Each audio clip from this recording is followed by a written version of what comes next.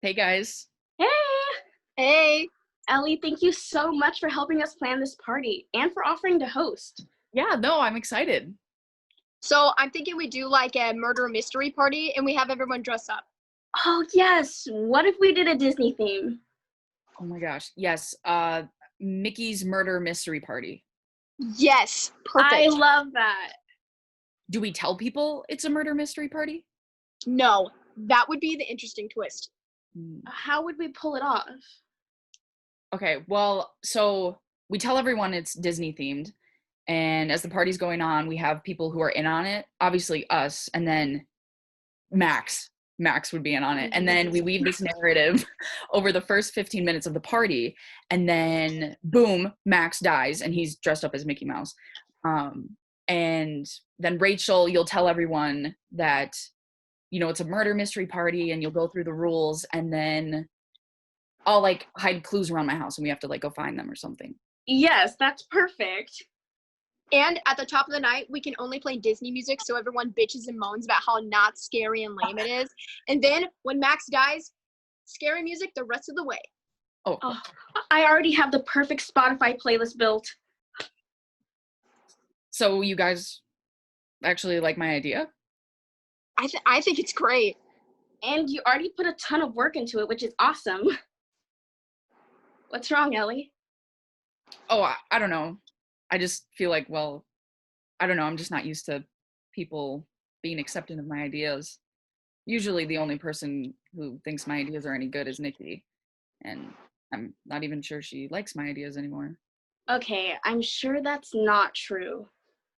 Yeah, you have a ton of like great ideas, and even though some of them are a little wacky, what great ideas are a little wacky? I guess you're right. I'm sure with JJ's hype manning, Tief's power of transformation, my positive reinforcement, and Mom's tough love, we can help you realize your full Ellie potential.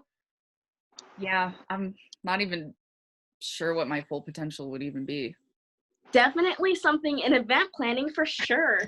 Okay, I'm so excited to tackle this. I'm gonna put a Google Sheet together. The tabs will be budget, shopping list, characters. That'll include character breakdowns, descriptions, and all that. The final tab will be a breakdown of the evening, but should I do it by every hour or every half hour? Or maybe I'll just do both in the same tab. Or 2 sheets in 1 tab. That's nonsense. Okay, no, that's the part that's nonsense. Listen, if that's the best way things will work out, just send us a link when you're done. You bet. Is there anything else I can help with? Oh yeah, we're still gonna need your smarts for the storyline. And Rachel's just super detail oriented, so we'll leave her to the sheets. They always bail us out of trouble.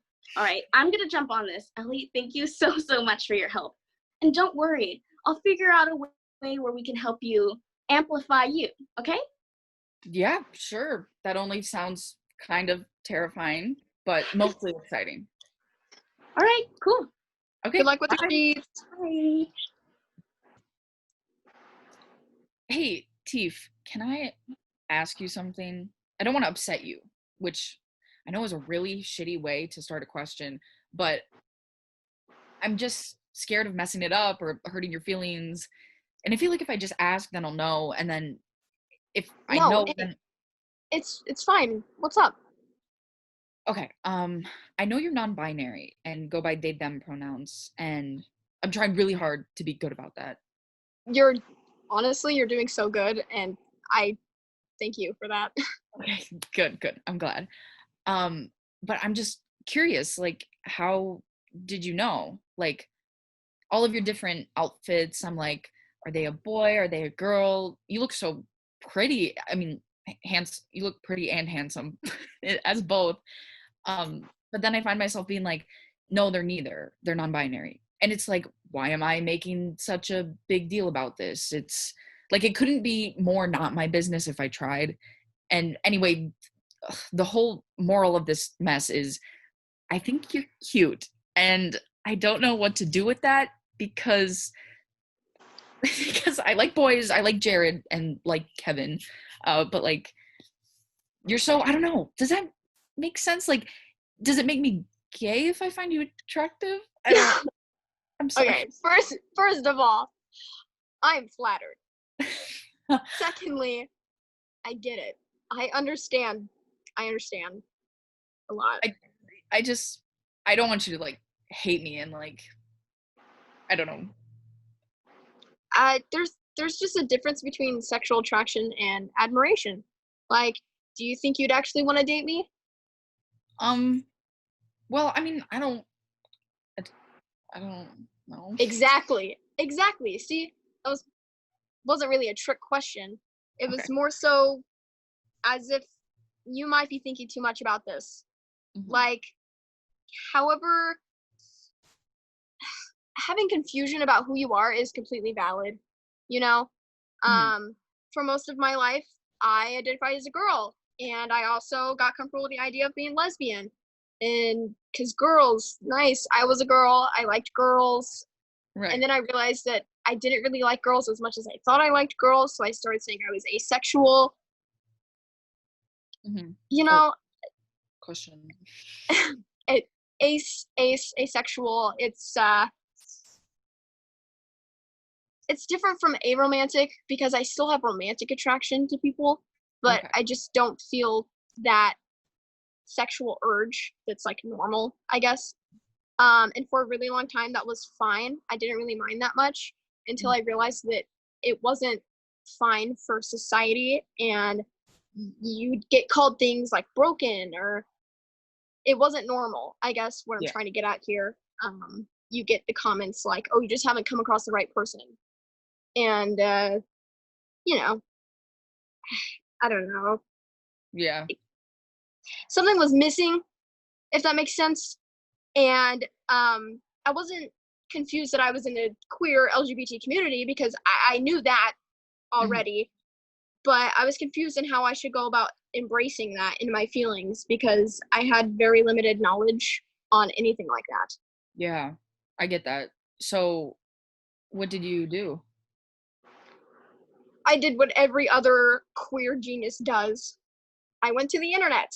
Um, I I don't really want to delve too deep into my tragic backstory here, but both of my parents are very Christian, and I don't mean like your backwards, like redneck, won't bake a cake for the gays type Christian.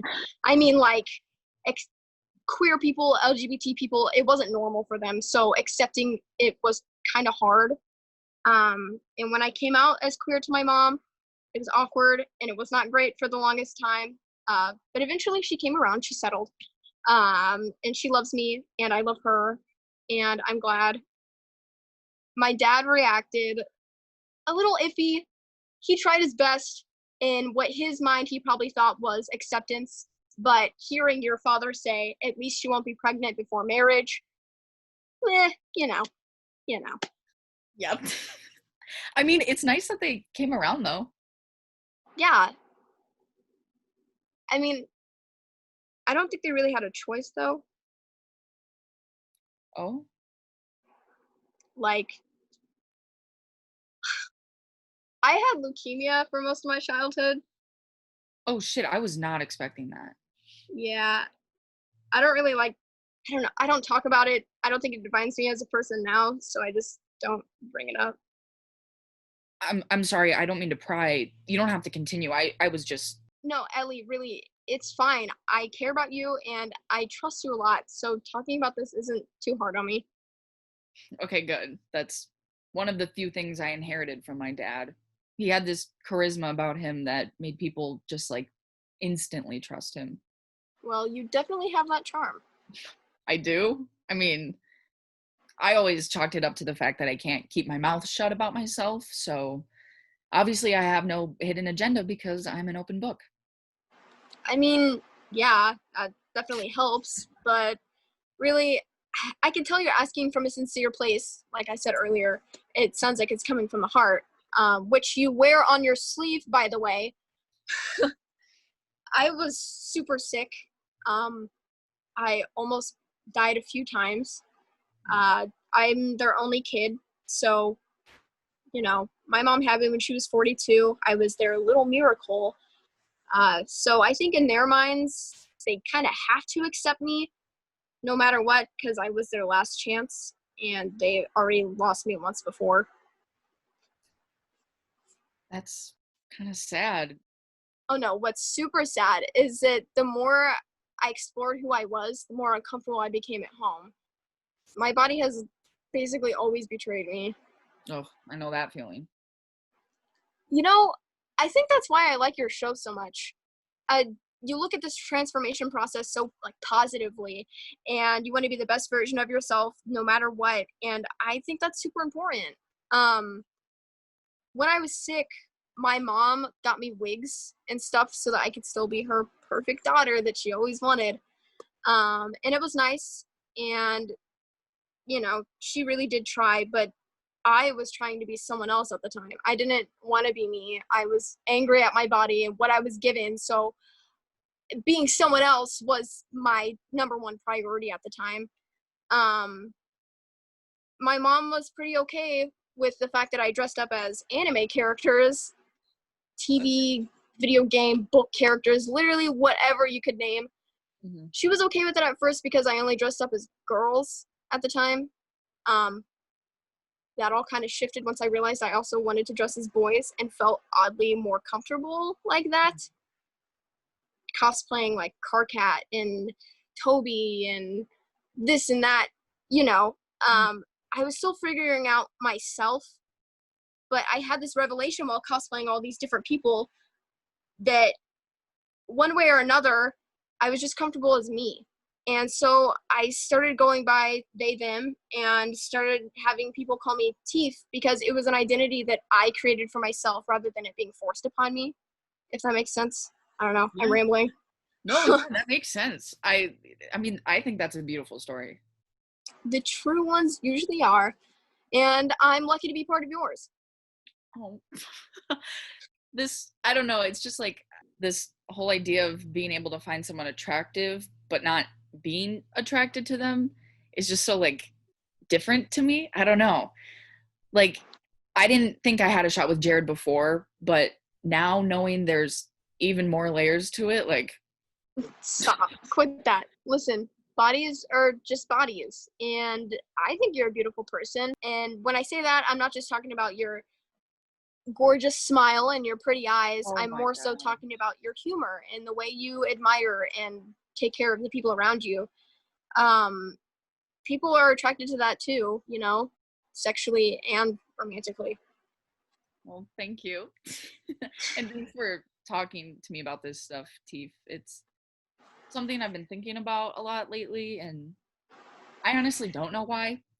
I don't know if it's because I've been trying so hard to get Jared to like me, and now Kevin likes me, and I still don't feel happy, and that maybe, I don't know, it's not what I wanted, but I don't know if it's like some sexual identity crisis or if it's just like the cliche reason of other people can't make you happy.